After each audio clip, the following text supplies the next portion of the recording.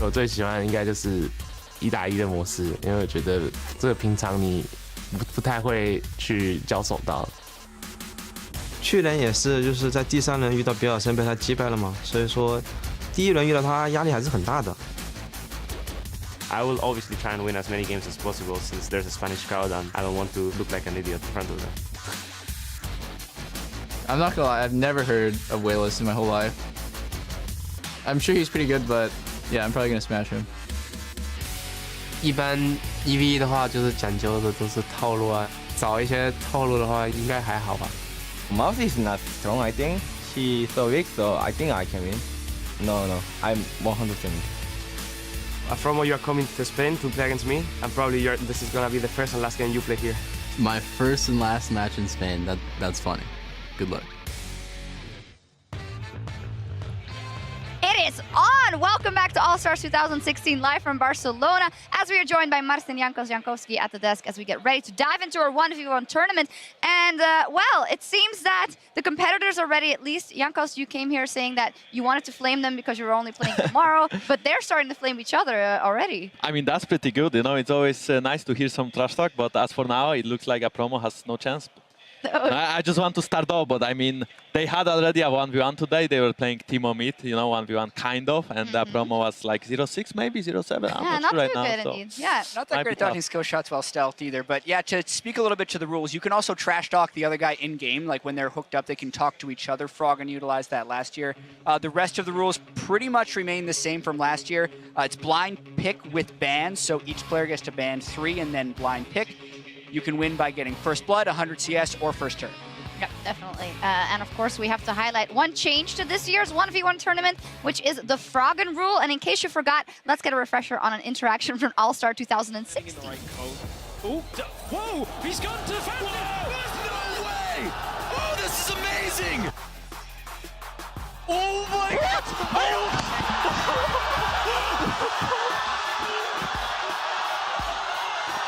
Oh no! It's happening again! That's it, boys! I didn't even know I hit you! I didn't get vision of you! This year, there's no Johns, no remakes. If you dash and go into the enemy fountain and lose, that's fault. It. Yeah. Well, it could be interesting. We saw a lot of Tom Kench in IWCA, and he did also use a snowball back then, but not being able to exploit that anymore. That one is less about kind of killing yourself and more about killing the enemy. You snowball in, you get the 3 procs, you eat the enemy, normally a marksman. They can't actually handle the damage. And Tom Kench kind of becomes unkillable at one point with the grey health, so he's a very strong pick that we'll see more this year. Yeah, definitely. I don't want you to go ahead and talk about any of the strategies, but Crepo did it for you. He was saying that you guys were practicing. I'm not going to repeat it, but which champions you were practicing beforehand. I'll repeat it because Crepo already did. He said you were doing level 1 rush practice like Quinn and Kennen to see who would win. Is that the best way to practice for 1v1? No. I'm sure it is. I mean, so normally we don't finish the games by 100 CS, but I suppose on stage it will be like mostly 100 CS. Right now it just seems like we had a lot of fun. We were just like dying level 1s basically, like level 2 all in, level 3 all in. So we didn't get a lot of efficient practice, and I think me and Miffy could be a little bit doomed against our opponents, but we'll see. We will see. Let's take a look at the first half of our bracket. You're only playing tomorrow, but a lot of heavy hitters are starting off today. And not in the least, that very first game, xPeke versus Aphromoo, then Impact versus Mouse, and Clearlove versus Bjergsen. Ron OP from the GPL. He has a bye to day 2.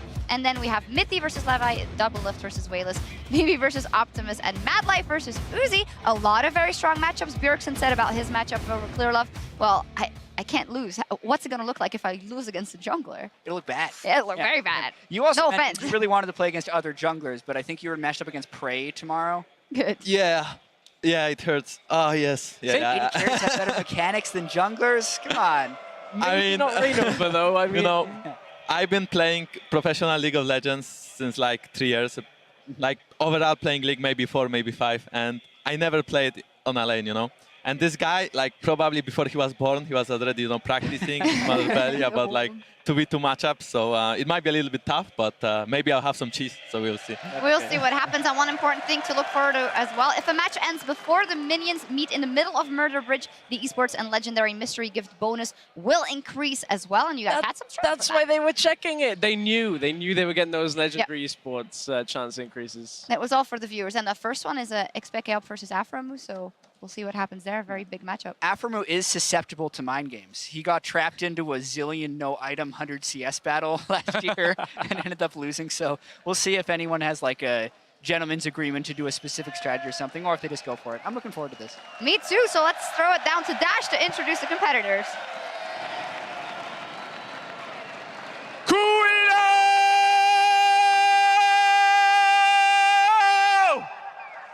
Ladies and gentlemen, we are about to bear witness to the greatest event in esports history. And you know what? I think I might need some help with this one, so help me join together. Put your hands together for the LVPs.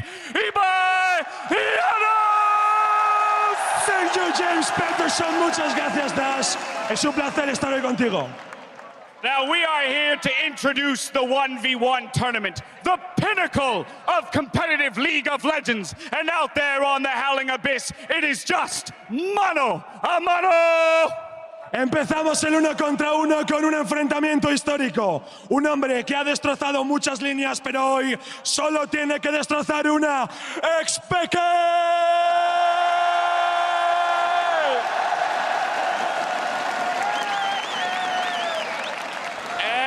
His opponent, playing for Team Fire, North America's Dam Master General and CLG's man with a plan. Put your hands together for Aphromoo!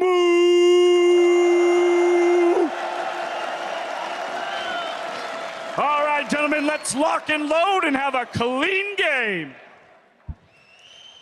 Hello, everybody.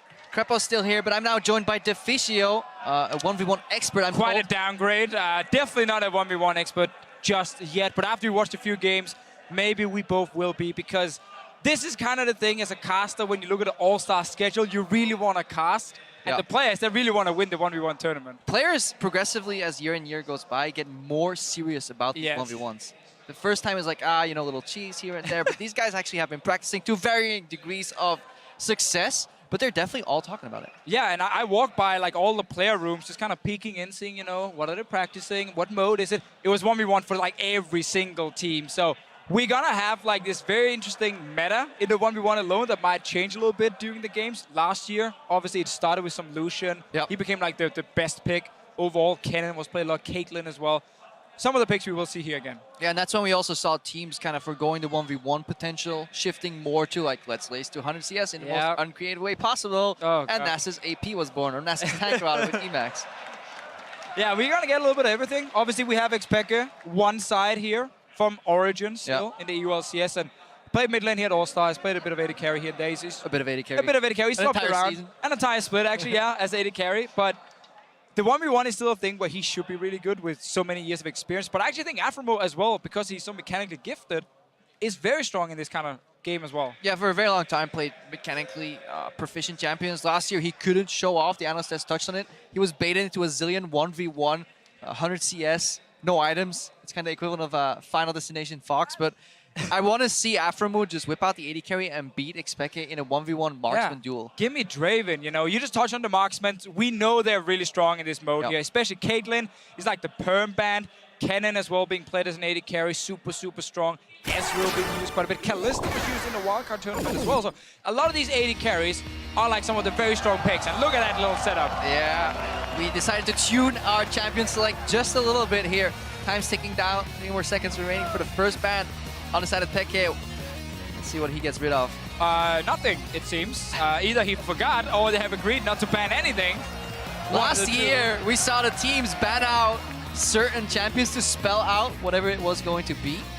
There was, in the finals, it was a TSM ban both ways between Doublelift Roller and Bjergsen. This time, though, they're banning strong champions. Pantheon, really good at level 2 spike, all in. Yeah, Syndra, obviously, one of the strongest 1v1 mages. LeBlanc is another one. Aurelion Sol in a 1-lane map really does not make a whole lot of sense. You can't really roam anywhere. Yeah. Push and roam. Yeah, roam where are you relic. going? Where would you go? So that's a special one from Aphromoo. Maybe he's been scouting Peke's match history, because these players, as we said before, they've just been sitting and spamming 1v1s against each other. Has to be poor if you actually let the game end, though. I guess, yeah, 1v1s tend to actually finish because you can't pause out of them, so you can actually scout on the match history what they have been playing. Yeah, exactly. Price coming in. The Blanc is open for Peke. A pick he's obviously used quite a lot throughout his career, even though it is a bit changed right now. But come on, it's 80 carries we're mainly looking at. And that one counts as an 80 carry right now. And the players can't see the screen, by the way. They can watch up because we decided to be a little bit more lenient with competitive integrity here. The players are sitting in front of the screen. Oh! He's looking at xPeke. He's like, okay, can we see the team on both sides? It's the rematch from the marksman mode we just had. But the ultimate mind games, because now both players can look up at the giant monitor that's in-house and see Teemo versus Teemo. And remember, they can also talk to each other. But they can also change at the last second and then look up at your opponent, stare him in the eyes and say, I'm here to win. 6, 5, it's going down. I mean, they might just do this, the rematch from that marksman mode. Where Peke went, no, change it. That's the Draven. We got the Draven from Aphromoo, an old special from him for sure. Back when he used to be an 80 carry. Used to be a streamer initially, 80 carry focused. Played on a few teams, but then went into competitive. Switch to support Kennen here as the opposition. You really want to get that stun out as soon as you can. Oh, yeah. If you let Draven connect 1, 2, 3 axes, you're going to be suffering. So this is likely a matchup where Kennen wants to get to like level 6 for the all-in.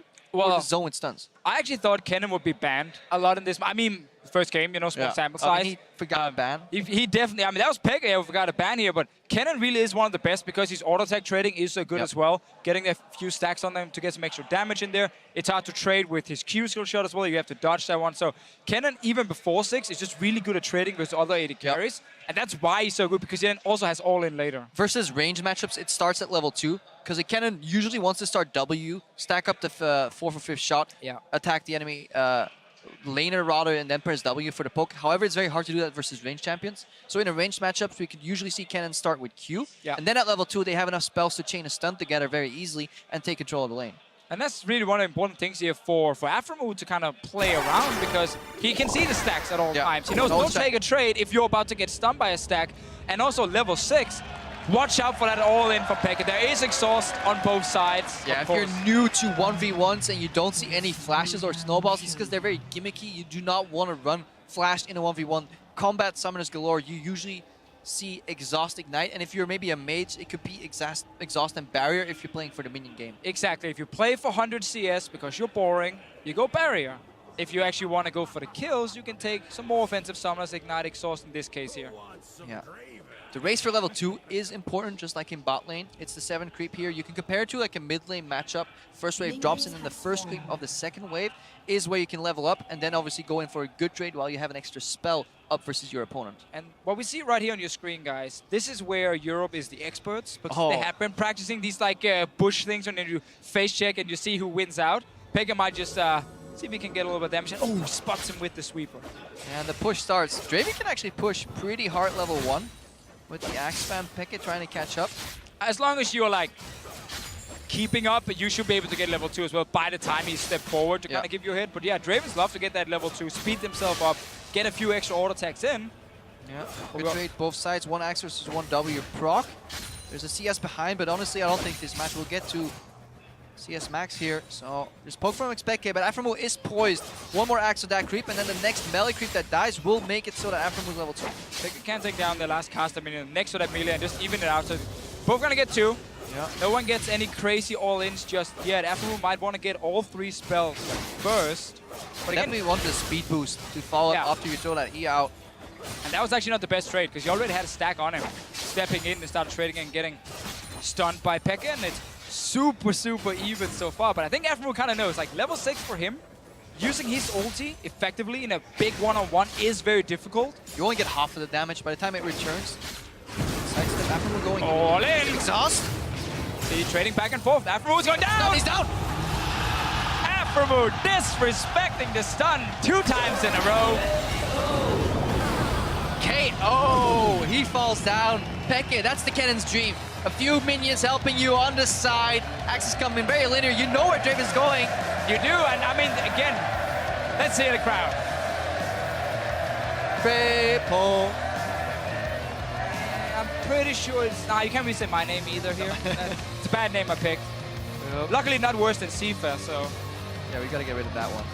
xPeke, fan favorite, takes it home. Blows a kiss to the fans. Of course. Or to the casters. Casters. We are right in front of him, after all.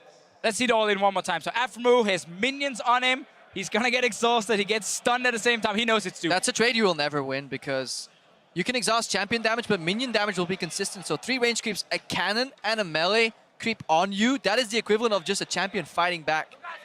I think Aphromoo kind of knew. He knew. Okay, I need to try something very early on. Getting to level 6 is super risky against the cannon. Yeah. And I think, I mean, we had the back timing. He did, true, very true. I mean, maybe he was trying to contest the relic as well. That was just spawning right in front of them, but super risky all in for him. Obviously backfired.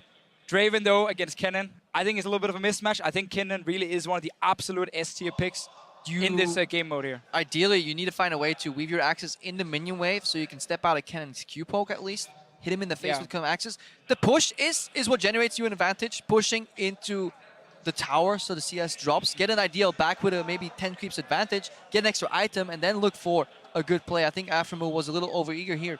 xPeke did well by this time. Waited for minion assistance. I felt like xPeke is kind of set back and he's just kind of waiting like, oh, you're going all in, fair enough. I'm going to take that trade. I'm going to stun you. I'm going to have the minions and then just pick up a very, very easy kill. And still, what we always see in these 1v1s, you know, look at last year, we look at the 1v1s in the past. The meta develops a little bit over time because now they're sitting a lot of players backstage. They're all watching this. They're all watching, they're all cheering, and they're all talking about, oh, that cannon there, that looks pretty strong. Oh, Draven, didn't really work too well. I think they knew Kennen was pretty strong. Apparently Aphromoo didn't. Or he got tricked by the Teemo. Yeah, all the focus was on the Teemo. It was honestly just a bait. An elaborate ruse sprung up by xPeke. He took it home in the end. Good, because we need the points on Team Ice. Actually, Team Ice is ahead right now. Yeah, but I guess they need more points. Market projections indicate that Team Ice may lose a couple 5v5 games if they play such a European team like they did this morning. Now, the next one, Crepo, is also going to be very, very exciting, where we have some top laners going against each other. This one was like a mid laner / AD carry versus Can't support. spoil it. Dash is supposed to introduce them. I didn't say any names. I said top laners. There are 6 top laners, so you guys can guess yourself. Or you can go to lolesports.com and check the schedule. It's kind of spoiled already. Yeah, that's a kind of spoiler. But they are setting up right now. We have 2 pots on stage, so as the one game is being played, the second team, or the second set of players is setting up. And again, they can see the screen in-house. It's actually super cool where they can, if somebody's brush camping, they will know. But to get more about the next set of players, who it actually is, let's toss it over to Dash and see which these top laners are.